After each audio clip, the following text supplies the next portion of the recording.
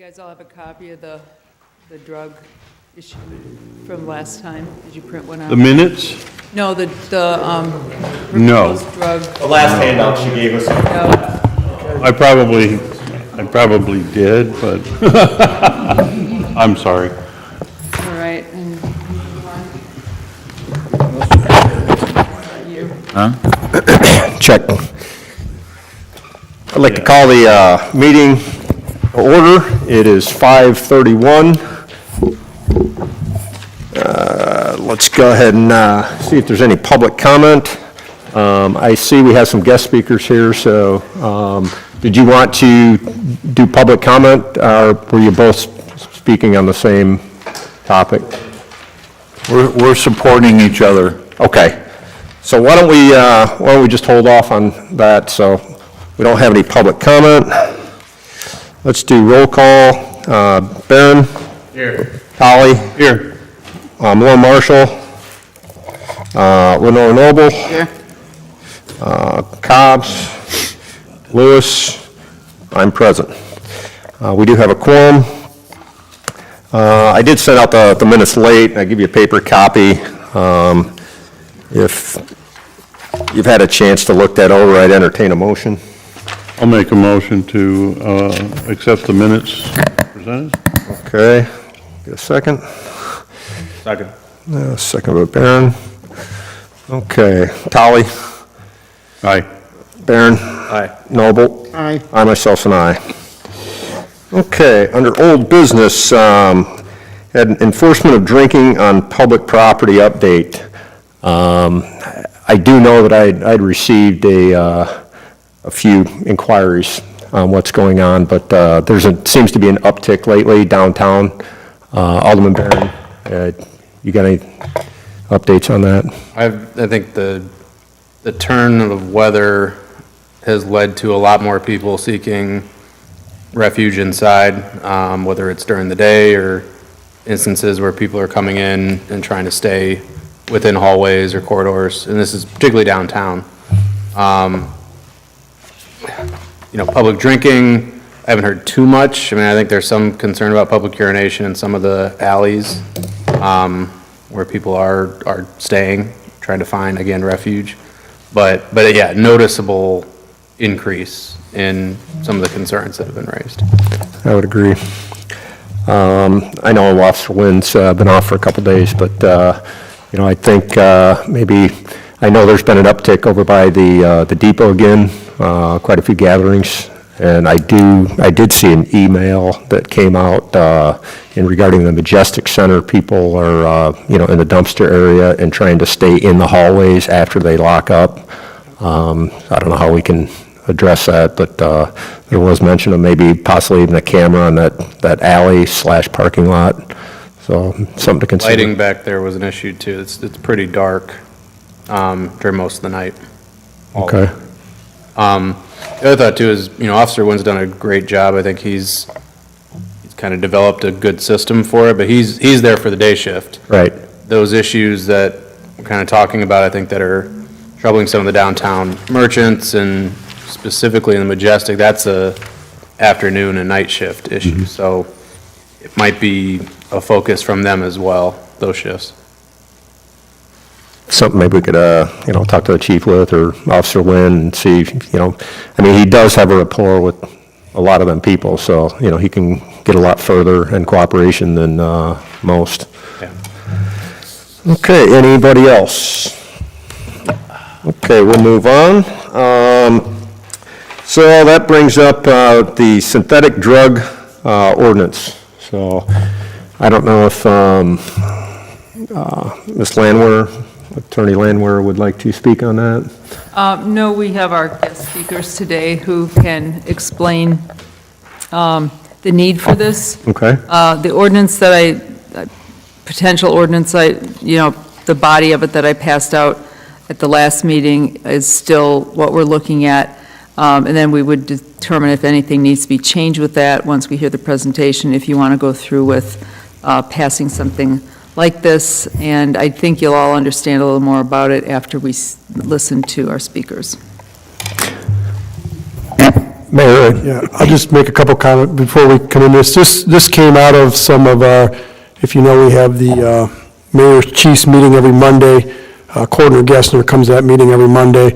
What this is resulting out of is they're going to talk about they're seeing an uptick. There's an unregulated, these drugs, and Indiana actually, I believe, has banned them, but I'll let you talk about that. Some of the south suburbs has gone as far as ban some of these also because of the influence that they're doing, especially with the youth, Orland Park, some other ones, and I'm going to let Coroner Gessner talk about it, that we talked about it as police chiefs, or the police chiefs all talked about that most municipalities in the county here we're kind of all on the same page of doing this as a whole. I know Manteno, Bradley, Bourbonnais, County, everybody's kind of on the same boat here. So I'll let them speak about why the concern is here and what it's causing to the public right now, and the fear of, not the fear, the reality of the harm that it's causing from the smoke shops. Okay, thank you. As hope everybody knows, I'm Bob Gessner, the coroner, and then next to me here is Jim Schreiner from the Pledge of Life, but also he's my kind of left-hand person on these particular drugs because he taught at Bradley High School as a biology teacher and a chemist, so he knows a lot about this particular drug and produced a lot of information for me. I'm worried about three different drugs that are basically, you see at the smoke shops, you see at the gas stations.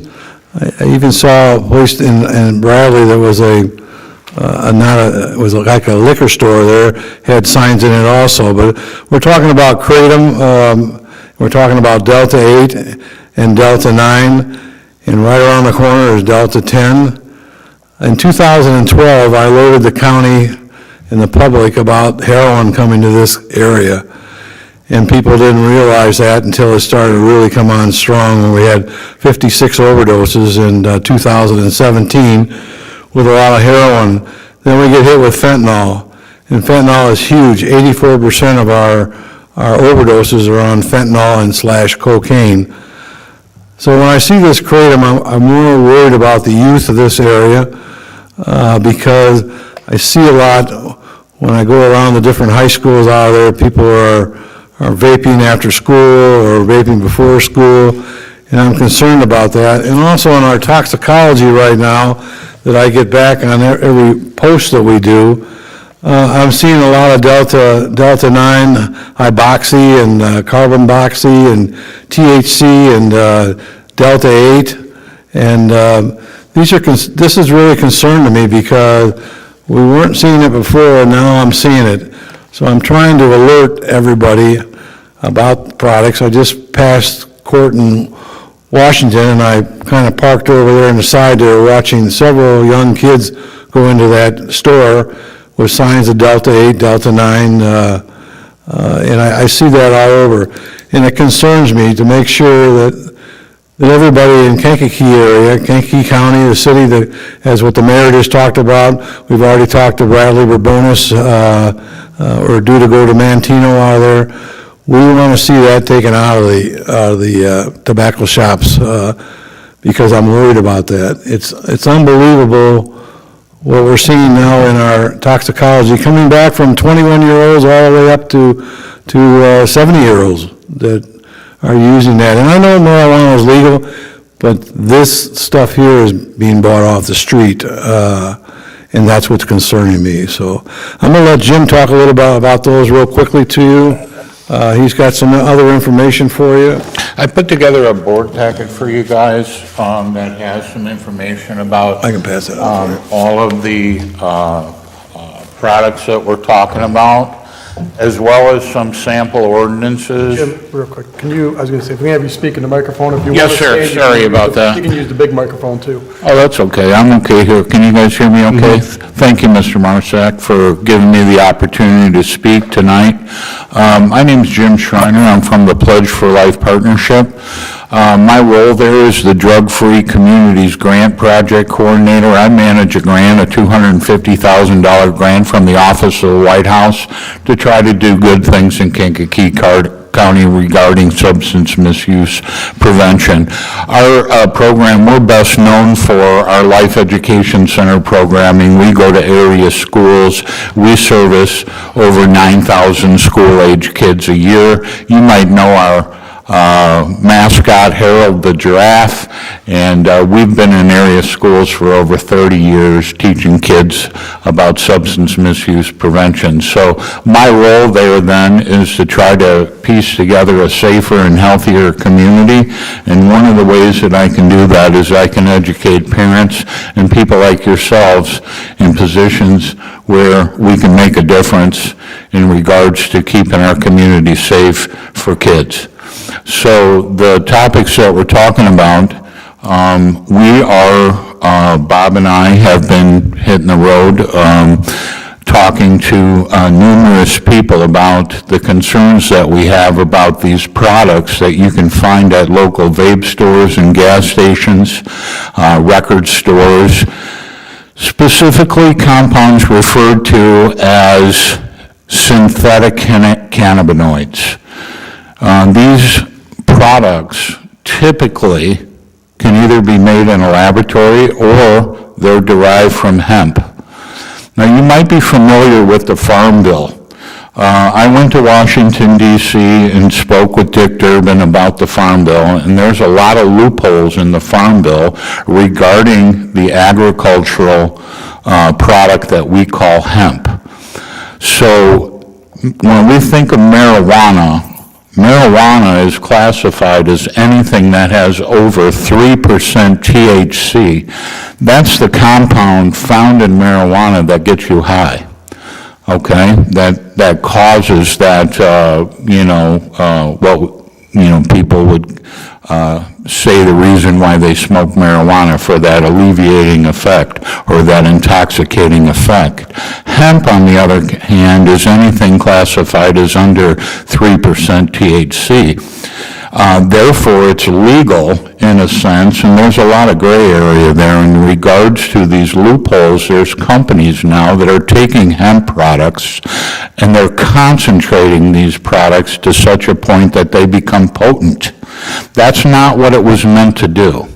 But because of the way that the agricultural bill is set up, it allows these companies to do it and prey upon our youth and create these products that there is absolutely no government oversight, there's no scientific testing or regulations in regards to the products or what goes into these products, and I'm concerned about the manufacturing process as well as the product itself. So when we talk about Delta 8, you have to understand that Delta 8 is a product from hemp, okay? It's a concentrated form, but there's multiple analogs. There's Delta 10, like what Bob was saying. There's Delta 8. There's THCO. And as you will see in your packet, this is going to be an ongoing battle. So my suggestion in regards to your ordinance would be to cover all synthetic cannabinoids so that when new things come onto the market, you don't have to revisit this all the time. These products are dangerous, and again, we are actually testing some products locally and on the national level, and some local municipalities were finding that these products are tainted with things like solvents and heavy metals, and kids are ingesting these things through inhalation and also, products like edibles and, things like that. So they're bringing things into their body that is not healthy. Kratom, on the other hand, is it's billed as a natural drug. It comes from a tree in like Thailand and in Malaysia and things like that. And I have to tell you something about when people talk about natural products. I have a background in botany, and I can have a conversation with you about 20,000 plants that can kill you instantly. So when people talk about natural, it's okay for you, that's not true at all. here is a product that affects the opioid receptors in your brain the same way that heroin does. This is a product that's sold over the counter to kids, okay, to people. It makes its way into, kids' hands and things like that. I have a good friend who works down at the treatment center down in Iroquois, the Banyan Treatment Center. She reports that some of the withdrawal symptoms from kratom is worse than heroin, and we sell it at gas stations. So you'll see in your board packet that there's multiple municipalities in Illinois. There's surrounding states that have already made these products illegal, and this is what I think Kankakee County, and with the help of the mayor and his group, Bob Gessner, the coroner's office, the Pledge for Life Partnership, we need to take a really close look at these products. You guys, I completely understand that there's a money-making issue here. The Delta-8 product is one of the fastest growing parts of that industry, what we would consider over-the-counter cannabinoids. So yes, I understand that it's a moneymaker. We have local vape shops and things like that sell these products. There's other products on the way too. I just want to give you a heads up. When you start thinking about doing your ordinances, there's other products. You might have never heard of these things, but here's one called tianeptine. This is something that's available throughout the United States, and states are already starting to try to get rid of this product as well. It's called gas station heroin, and they sell it over the counter. So any help that I can give you guys in understanding what these products do, like I say in your board packet that I've given you, I've outlined a lot of different things. Some of the conversations that Mr. Gessner and I have had with other people, the sample ordinances from Wheeling as well as Highland Park to give you sort of a framework as to maybe what you guys might want to look at when you think about coming up with something the same in Kankakee County. So if you guys have any questions for Bob or I, and if I need to clarify anything, if you have any questions about the substances, I'm a science teacher. I can talk for a long time. Ms. Noble, I know you are a busy lady. You do not want to hear me drone on about science, but I surely can if you would like me to.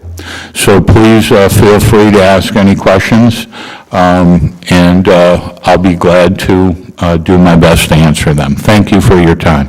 One other point what Jim made out, we're already testing several places and having KMAG help us in a way, getting and going in there and buying Delta 9, Delta 8, and then we're taking them, we have a chemist at ONU, and his interns are helping us to find out how much percentage there is.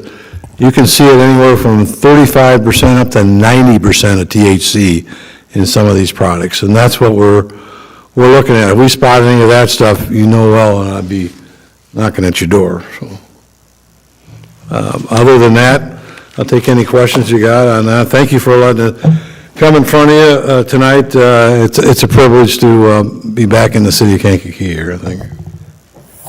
Well, I'd just like to say, appreciate you coming and giving us the information. You had the firsthand knowledge of, what the end result of some of these overdoses do, so appreciate it. Do you have anything else, Mayor? Or? I wanted to say that, Jim and Bob are dealing with this on a daily basis. That's why we wanted them to talk to you about it. This is a lot to digest as a council. We understand that. Not expecting that this is a decision you're going to make overnight and that we need to pass at the next city council meeting. But we wanted to get it in front of you because it's something that there's a grave concern, and basically they're trying to get ahead of it before it becomes a real issue throughout the county and stuff. So just wanted to have them speak about it because they can do it more intelligently and better than I can. And also additionally, just to let everyone know that this just isn't Kankakee. It's basically all the municipalities are looking into this right now. And has anybody done it, passed it yet in Kankakee County? Did Mantino do it yet, or no? No. Nobody's passed this locally, but other municipalities in the city have, so. And I think, Bob, you'd mentioned even there's large groups that come from Indiana into Illinois. Because Indiana's against it. Yeah. Period. So they'll come across the borderline. So, but, Same thing they do with the drugs. Indiana, out east of town here. Yeah. Any of the committee members have any questions for the guest? How do the, I guess, medical effects on a person for the synthetic cannabinoids compared to, more common cannabis? Is it similar? Are there other, is it more problematic? Here's the issues with synthetic cannabinoids. We don't really know the effects that they have long-term. Again, one of the big issues is there's no scientific testing or regulation or government oversight of these products. So in regards to the conversation about like what do they do, or are they worse than, or whatever the case may be, I don't think that that's really the conversation. It's more about the health and wellness of our community members, because again, these products, and you can see it nationwide, nationally, when they test these products, there's always something else inside of it. You know, like I said before, the process itself includes using solvents, using heavy metals, and things that end up as residues in the products. And then again, you have to understand, when you vaporize something, you're talking about it's on the molecular level, and it's going into your lung and being absorbed into your bloodstream. So as far as the dangers, I think it's inherent using any product like that. All I can say is at least Delta-9 cannabis, which for those of you that might need a little primer on that, when we talk about just normal cannabis, that's, what you think of as marijuana, that molecule is referred to as Delta-9. And really all we're talking about is the shape of the molecule, okay? There's a particular chemical group attached in a certain way, and when we talk about other analogs of the Delta-9, like Delta-8 or Delta-10, you're talking about just shifting the molecule in a certain direction and changing the structure and therefore the name of it. But doing that, physically doing that, you need to create a scenario where you're using heavy metals and solvents and high temperatures and pressure and things like that to do that. Bob mentioned it too. I just do want to tell you that a lot of this stuff is just made in the basement. So that's a whole different issue. When we're talking about counterfeit vape carts and things like that, these products are really easily made, and that's another uphill battle. So, but to answer your question, at least Delta-9 cannabis is regulated to a sense that we know that it's low in pesticides. We know that it's low in fertilizers and things like that, the same way as we talk about agricultural products. It's tested the same way, and it goes through a rigorous test, and it's sold at dispensaries under the guise that it's a safe product. Whether or not you agree that marijuana is a safe product or not, that's not really part of the conversation, is whether or not these compounds contain additional, harmful compounds. And in marijuana, at least the marijuana sold at dispensaries, it goes through a testing process. And I would think it has a lot to do with access too, with dispensaries, that being such a tightly regulated piece of it, these can be sold on, Yes, sir. Anywhere, yeah. Mr. Barron, that would be a good solution to that, where if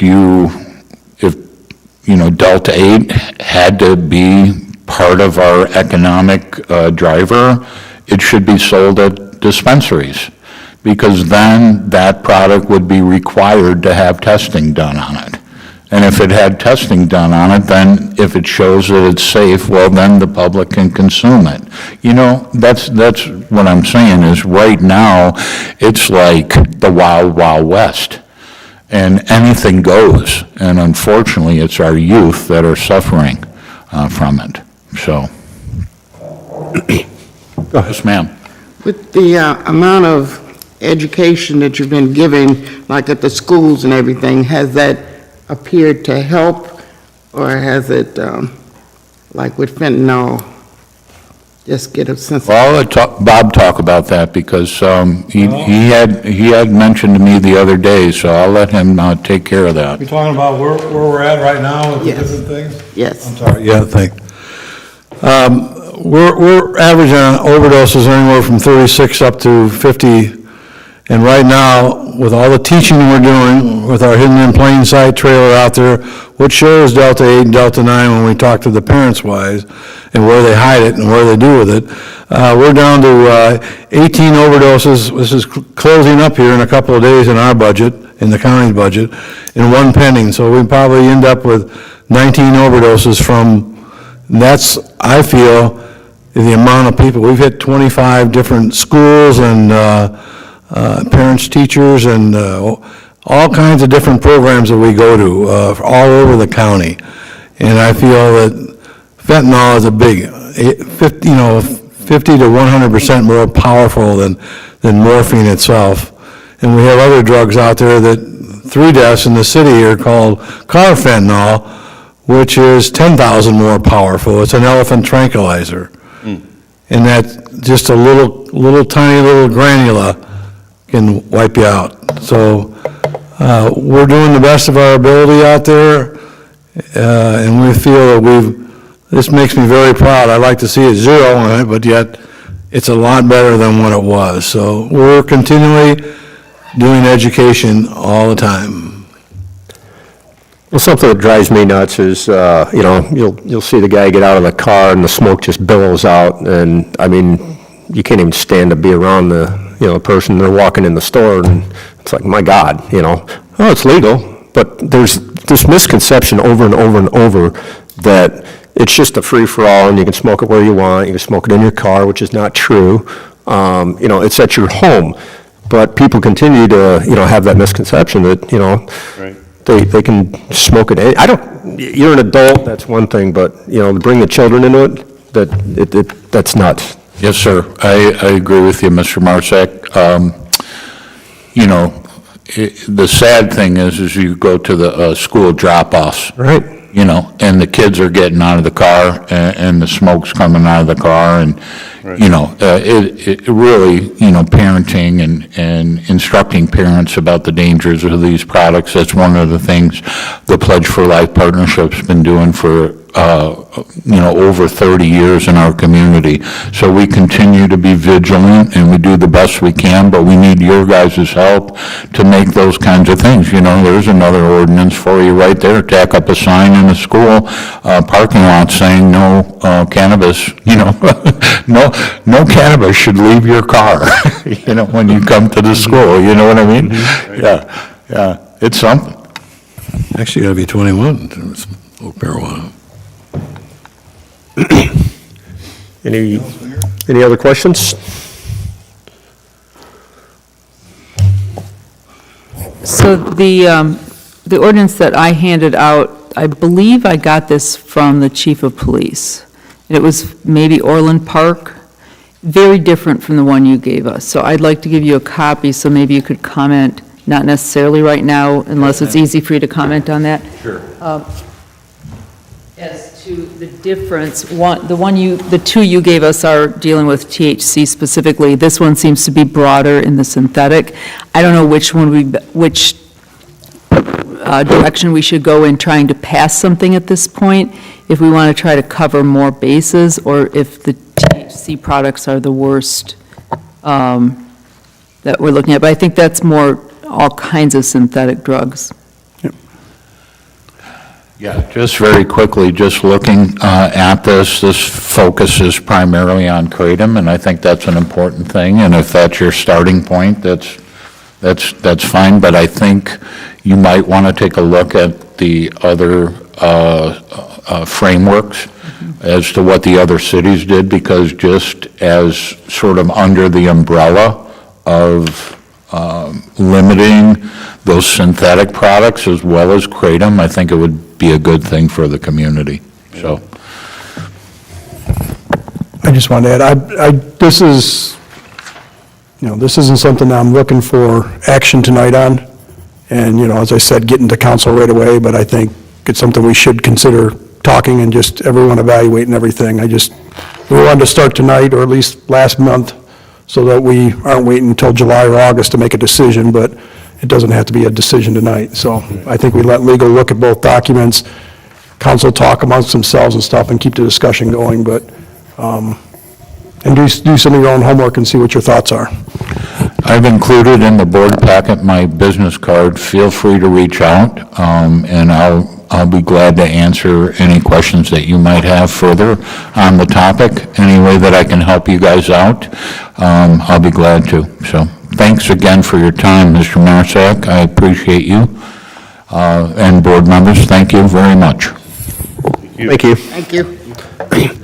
So my focus was on the kratom, because I thought that was a direction we were going. So I guess, we need to do a little bit more research, and maybe if they can look at that ordinance that, Ms. Landwehr gave you, and, maybe get with legal and see what the best route is. I mean, any other questions while our guests are here? Thank you guys for coming. Thank you. Thank you. I'll probably be calling you because it's kind of like Greek to me right now, how to combine the ones you gave us with the one that the chief of police gave us. I think we're talking about. So, under new business, we had the outdoor donation box discussion, placement, maintenance, restrictions, violations, and penalties. I guess I'll go ahead and turn it over to the mayor, give us a quick overview why this came about, and I myself, I don't know about any other committee members, but, you see these boxes all over the city, which I don't really necessarily have an issue with the boxes, but every one you see, there's usually, 3-4 bags of clothes and other products laying outside of it, and I think that's probably why it came to the committee, because, they're just not maintaining these, and it's basically a dumpster. Yeah.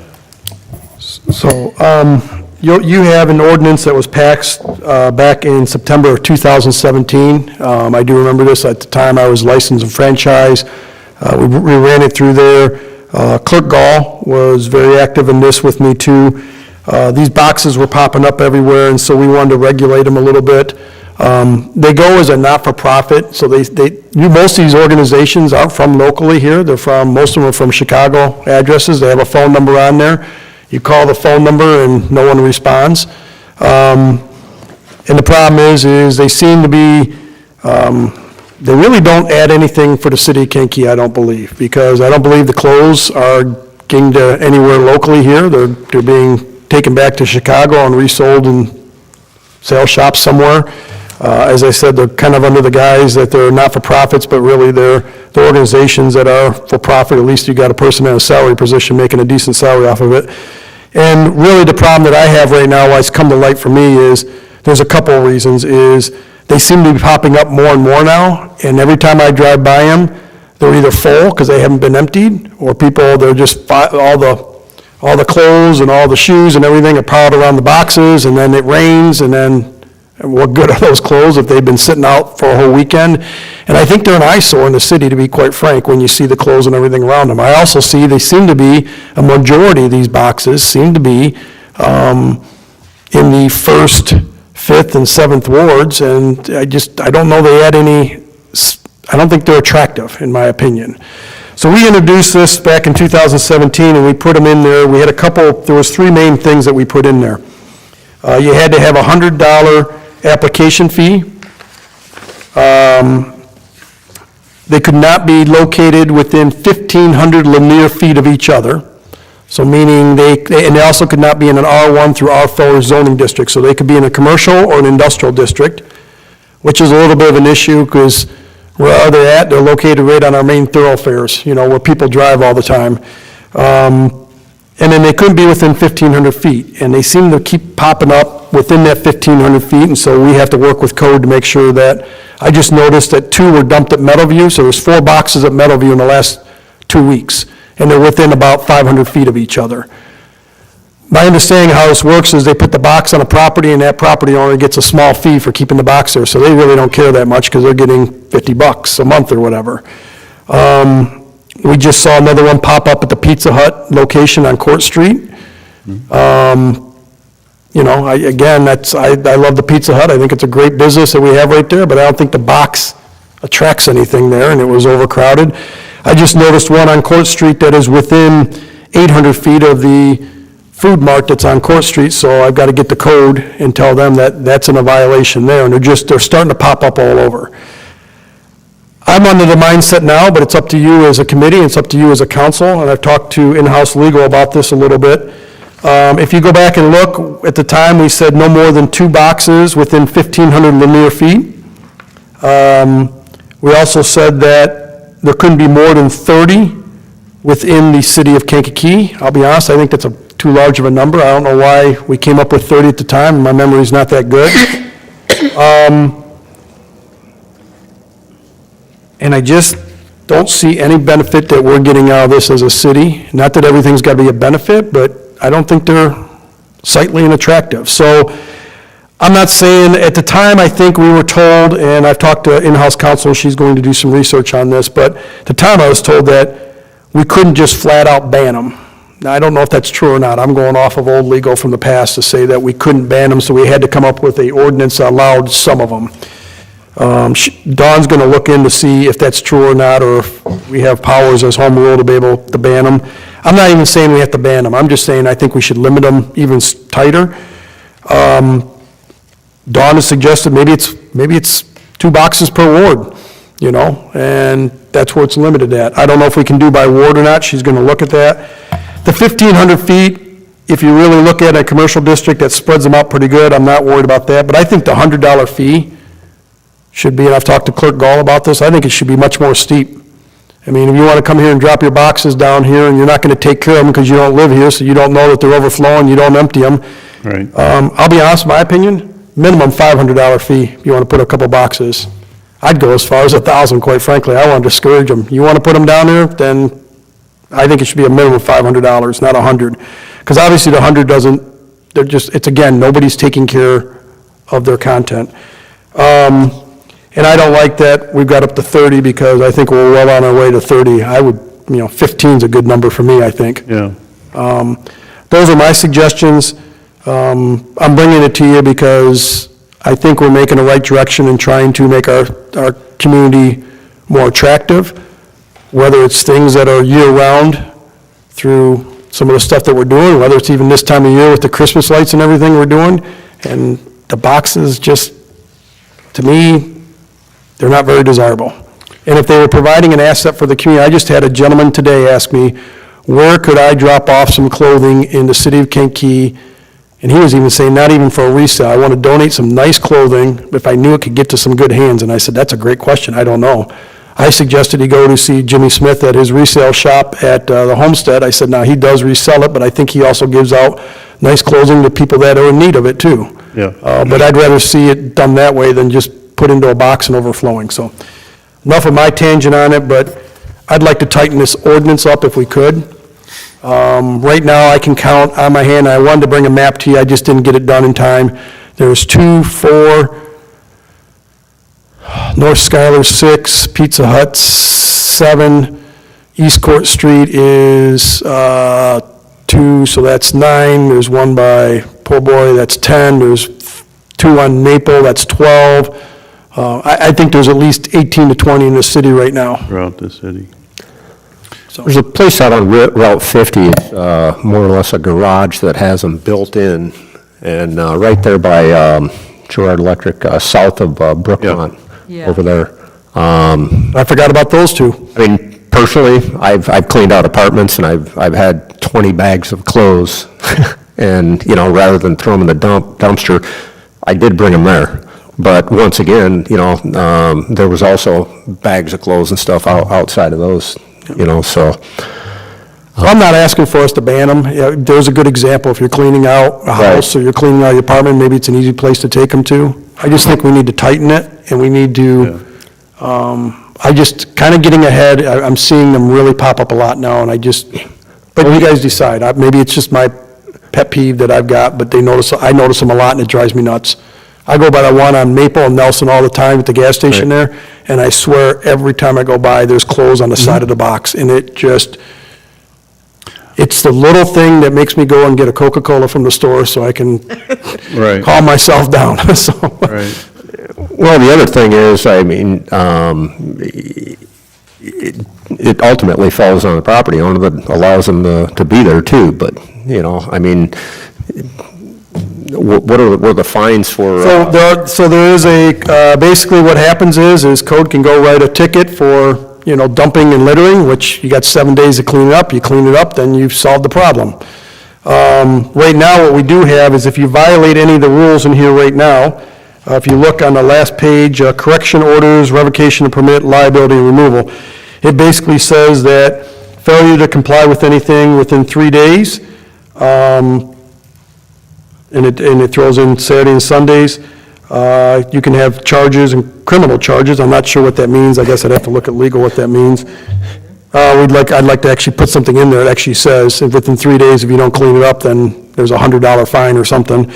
And if you continue to not do it, we can remove them within 10 days and store them, just like towing a car and stuff. We have done that. There was a box on Southeast Avenue when I first came in as mayor. It was actually on a sidewalk, so it wasn't even on private property. The person never answered my phone calls for 5 days. I finally left a voicemail, and I did it just as Chris Curtis. I finally left a voicemail. I said, "This is the mayor of Kankakee. If you do not call back by this afternoon, we are removing your box and storing it." And I got a call an hour later. That's the way that the box got removed and taken care of, but it shouldn't have to come to that, quite frankly. But we do have the right where after 10 days, we can go and, maybe that's what we need to start doing. But again, here we are, utilizing DPW is busy, but here we are out there with a forklift and loading it up and putting it on a truck and then storing it and going through it.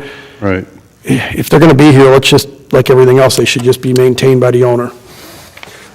Well, I was doing a little research, and I don't know if it was a town up north, but on their ordinance, you know, if a business ceased to exist, the boxes are immediately, you know, their contract's null and void. So, Correct.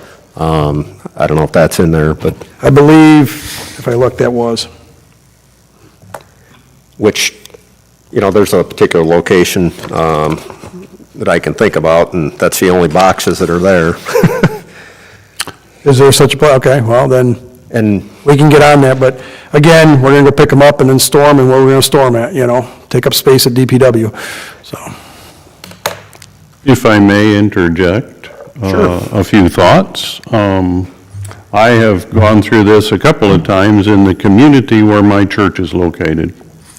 There are, in fact, at least 2 legitimate companies out there that provide this service, and one of them is the place that owns the one on Route 50.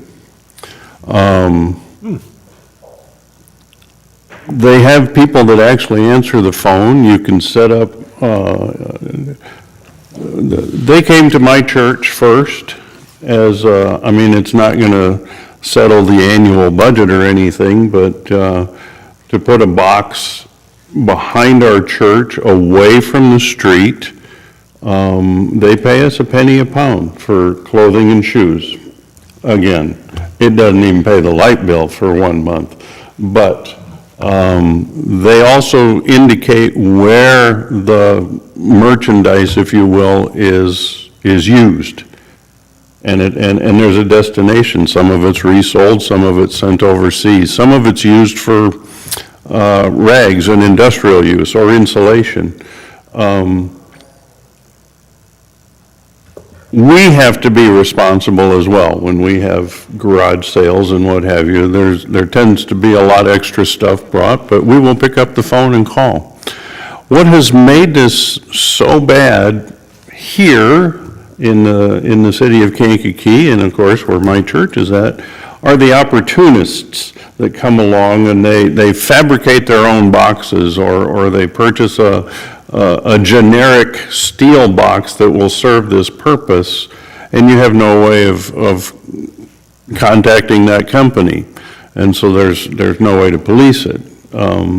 I don't know how we can, I think it would behoove us, if we are not going to ban them altogether, which I of course fought against out in the town where my church is at, we at least need to limit it to, as best we can from our end, to make them legitimate companies, not just opportunists that come along and dump their boxes out there somewhere. We keep ours off of the main street. The intent was to clean up the main street through town, and we did our part. Could we do that? I mean, in the same way that we require certain spots where garbage receptacles have to be placed in the rear of the alley, why would we put these on our primary corridors as opposed to? That's why I'm here. I'm open to all ideas and suggestions. That's what kind of drives me nuts about these, is I drive down Court Street right now, and they're right out in the main front of everything, right in front of Pizza Hut, right in front of they're all in front now. Right now, if you go by Meadowview, there's 4 of them. That company didn't register them, they just dropped them. So Director Nelson's working with that company, saying there's a process that you have to do that. You're going to have to pick up 2 of these and move them. But there's 2 of them right out in front of O'Reilly Auto Parts, and 2 of them right out in front of City Trends. Am I saying that right? Yeah. Visible from Kennedy Drive when you drive down, so, anyways. My 2 cents are, I just want to get under it before it gets out of control. And I'll work with Director Nelson on the ones that are that are violating the 1,500 linear foot rule. I think 30 is a big number, and I also think the $100 is way too cheap, personally. You know, it's kind of like when we charge the peddlers and the solicitors. We raised that fee significantly to prevent everybody from going door to door selling everything. You want to come and be a legit business person, and you've got something you want to sell, then you're going to pay more than $25. You're going to pay $250 or up to, if you have $1,000, to go door to door. But if you guys are comfortable with this, I'll get over it and go from there. But I just think this needs to be tweaked some. I don't think it's a comfort level. I think it's, they need to conform to, at least maintaining, everyone that you see, it has, boxes and bags outside, and obviously, people, if it's full and they went there, they're going to drop it off out front. So, I mean, it's. One thing I'd like to maybe do is, I don't know if we could, is we need to also put some skin on the game for the people that are hosting these boxes. Well, that's what I mean, So maybe if we add to this ordinance that Right. you get a courtesy notice the first time, all the stuff's outside of it, if it's not picked up within, and I don't want 3 days, if it's not picked up within, 8 hours or something. The second time is a $100 fine. That'll eat in real quick when you're getting your money from them. You aren't going to want to keep it. And the third time is a $500 fine or something, And the fourth time is you lose your box. Something, that's progressive. But that puts it on, I'm just going to I'll go back to the gas station that's on the corner of Maple and Nelson. Sure. You know what? After a while, because that's the one that's always got clothes around it. Eventually, we sit, and that's a main corner. Think about it. We got a school kitty corner from there. We got people going out to Royal Park, coming into town. I mean, that's a main intersection. Right. We got that ugly-looking box. I'm just going to call it what it is, sitting right there. It's- At least if it was on the side of the building, like you said, or something. Maybe it has to be not in front of a building, kind of like a fence. Well, your dumpsters, your dumpsters are supposed to have We're a located within 5 fence, feet a of your fence around dumpster. them, Yeah. But, It'd be rational to have a higher penalty than for the solid waste ordinance, because you're actively inviting people to put garbage bags worth of stuff at a location. So I know, again, this isn't going to be corrected tonight, but if you don't mind, this is my little way of, as I drive around, it's one of the things that drives me nuts. I like the idea if you want to be by the dumpster, but some dumpsters, not all of them are behind, but, not in front of the facade of the building. It has to be at least rear face. Yeah, either on the side of a building or on the rear of the building, and certainly not out by the street. you know. And that's where most of them are at, when I see them, you know? Like Pizza Hut, they don't have their dumpster out front, but you got this box right on the corner of, Yeah. what is that? That's, is that Washington? I'm trying to think what that is. Fourth and Court Street, right on the corner there. What would the basis for not being allowed to ban them be? Don doesn't think there is, but I'll let you speak. I can't think of anything that would prohibit a city from saying this can't happen here as long as it's not discriminatory on all those things we can't discriminate against. And how is a drop box for used clothing and shoes to say that can't be used? I just don't see the basis for that. This goes back a couple legal law firms, so I'm going back Yeah, I to 7 mean- years ago what the rationale was, so, And there's nothing Yeah. in it cited. There's, I mean, I don't think I'll find it in the municipal code that says you may not prohibit drop boxes. So, I mean, unless it's some constitutional issue somebody came up with, that you have a right, I mean, you don't have a right to run any business you want in the city. We can prohibit certain businesses, such as selling kratom, or, you know, so, I mean, it's for a charitable purpose. I do see, you know, this can serve some purposes. I don't know how, you know, how much this really keeps out of the landfill, or how much of this would just be dumped on the street corners if we didn't have the boxes, but they are not being maintained properly, and so that's our big issue.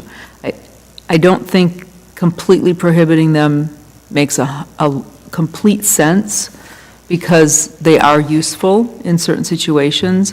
We also do have secondhand stores in town who would probably be happy to take, you know, decent donations, even if they sell clothes at 10 cents a piece, you know, they can be used locally, maybe not to the volume we have. I don't know. I think when people drop things in a drop box, they don't care what it is, what it looks like, whether it's clean.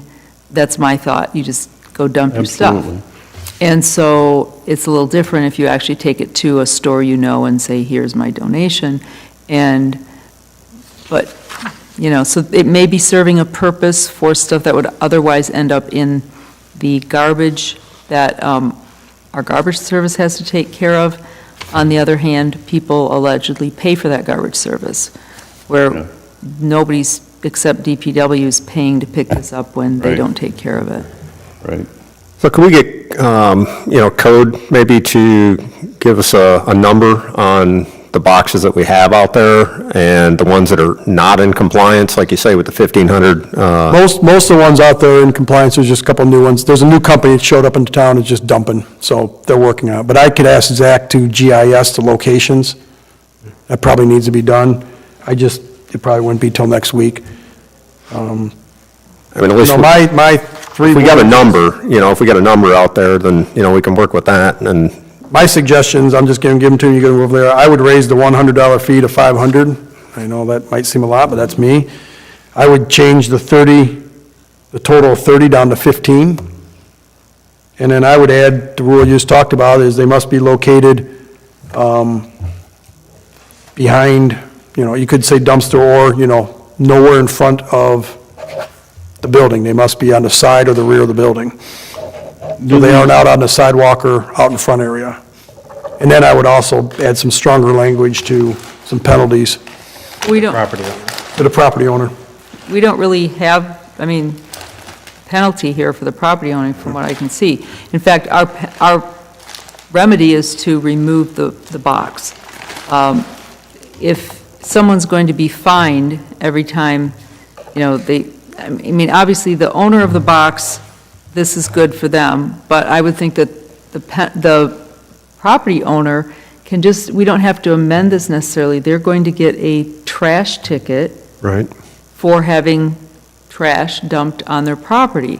And if they don't clean it up, then they're going to get a warning once, and then they're going to get a ticket, and that ticket is, you know, can be made into a lien on their property. So that one has some teeth. Can I ask a question on that? I don't think we're doing that right now. If you write a ticket, right now, every ticket that is written has a opportunity to cure.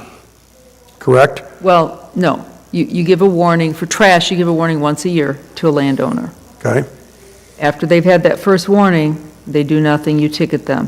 30 days later, they have the same problem again, you don't send them a warning, you ticket them. Okay. For 1 calendar year. okay, so It's a you, policy that we have. so we can ticket if somebody's, okay, so there's not that opportunity to cure every single time. They can just get a Right. ticket the second or third time. Okay, If 30 days to pay it. Right, they have It's 30 days to still due. pay. well, then I will talk to When code they about that then. It goes to hearing if, if they don't show up, that's defaulted, and they owe, $600-700 sometimes after that default. So that does have teeth in it, except we don't need to put it in this ordinance. It is already Okay. in our trash. And I'll address that with code then. I think you'll find that the boxes are going to go away if it's a multi-ticket situation and, it's an ongoing problem because, the owner's just not going to continue to pay that, so. Well, I see it enough that I'll make the call myself and, Well, and raising the fee, I mean, maybe the reputable company would then have more boxes and the rest would be chased out of town. If there is one company that's reputable, I mean, if they apply, I think one thing that we could do here is when you do the application, code is required to do certain things to process that application. One of them is, should be, that we need to get clearly a telephone number. well, those all have to be put And- on the box and everything. They just don't Right. answer it. But they don't answer, and the email, and if they don't answer, then we immediately, it says 48 hours to do a pickup when it's full. That could even be reduced to 24. Why should they get 2 full days to show up with a truck to pick up their full box? Them not picking it up means they're not doing a route anyway, So, there are things we could do to make it harder for them to work properly in the city, therefore only the reputable company would remain, and then they would be entitled to what I would suggest, 14 boxes, 2 per ward. That way, we don't have them concentrating in particular wards that it just doesn't make sense, that you concentrate them in areas that already have problems. Yeah. So, Any other questions, discussions? Leave this on just for next month and maybe, I'll try to bring a map and I'll bring some of my thoughts to writing for you, but I just want to put it on your radar. I'd like to address it before spring hits again. I equate it to no different than the grass, you get a grass letter once a year and, after that, it's, you get a ticket, so I don't know that it's any different.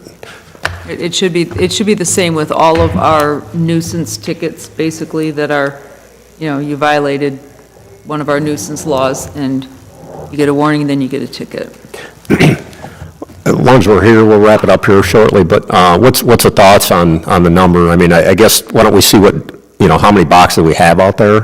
I can tell you, it's about 18. Okay.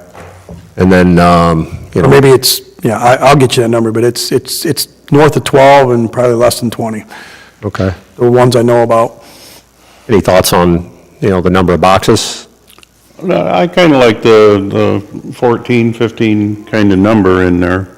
Again, I'm leaning more towards putting some teeth into who can put a box out there. Right. There, like I said, there are legitimate companies out there that do this, and then there's the fly-by-nighters. Right. The boxes that we have now all have phone numbers on it, contacts, everything, they're registered with the state, Yeah, but they're all located in Chicago, so I guarantee they're not running a truck down here every week Gotcha. to pick up stuff. gotcha. Most, I guess when I say a lot of them are fabricated boxes, a lot of them just say clothing and shoes, and nothing else. Those are, Yeah. those are We opportunities. don't have those right now. Okay, They're supposed to be metal, according to the ordinance. Yeah. If they're made of plywood, we shouldn't allow them to come in. If they're all permitted, then that's an issue of checking the product before we allow it. yeah. This came up again, just as a matter of information, for a second round out there in Braidwood.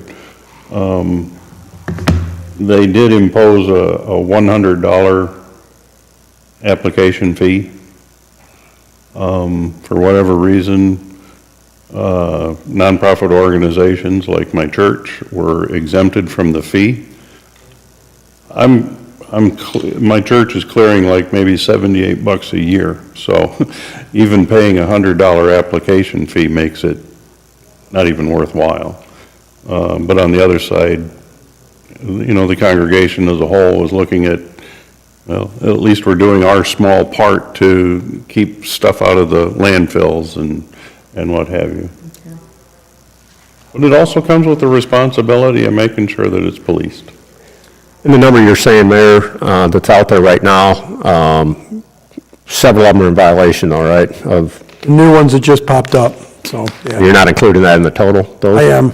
Okay, so I'm trying to find a 15 wouldn't be unrealistic of compliant, boxes that would be existing. So can I ask you, regarding that application fee, you're saying your church had to do an application fee to allow that box on your property? Yeah, because the town was ultimately wanting to ban them. Right, but why isn't the box company doing the application fee? Good point. I have no idea. So because we don't require the landowner to do I it. suppose if, Maybe we should. Well, I suppose if they wanted to push the issue out there, that would be the more logical way to go. We certainly were not one of the first ones. In fact, the city itself had the boxes behind their building for a while from the same company. So the company had reached out and then offered the penny a pound thing. Can I ask about, this is 8169D. So it says, "No person shall place or maintain, and no property owner shall permit or maintain any donation drop box on any unpaved or improved surface, or cause said boxes to be located within landscaped areas." Right. Doesn't that mean you can't put it on a parking lot? I mean, where are they allowed to be? No, it's not on unpaved or unimproved, or it says. Meaning it has to be on a paved parking This lot. is meant to be improved. I think whoever wrote this must have meant unimproved surfaces, because why would you want it, why would you write this at all if you banned it from everywhere? It needs to be redone. It's a bad ordinance. Okay, all right, but that was, Yeah, that's the idea, is it's supposed to be on I think- parking lots. It's supposed to, you're not supposed to be able to put it in a landscape area or on grass. you have to put it It's in. supposed to be on concrete or asphalt. Right. okay. I'm even looking here, I just looked up, I got one of my pictures. There's one of these boxes sitting at the old bowling alley on the west side. Well, there's an example there, and there's one on the south side, so that's two that vacant buildings, and you still got the bags of garbage that are So out. the owners never come and got their box. They just leave it. So I probably will have DPW go pick it up, but I don't know if I can. It's private property. I don't know. I'm not going to debate, but let's be here for 7 hours tonight. Let's just figure it out and move on. Well, that's pretty much it. Those two items for discussion, so we'll leave them on for next month, but any more information you can bring, that would be great. But I think the number of boxes makes sense at the moment. So, I mean, limiting the problem, and then addressing the existing problem with code. So, all right, we'll leave that on for next month. No need for executive session. Alderman, questions or concerns? Nothing? Seeing none? I'll take a motion to adjourn. So moved. Made. Howie? Second by Noble? Second. All in favor? Aye. All opposed?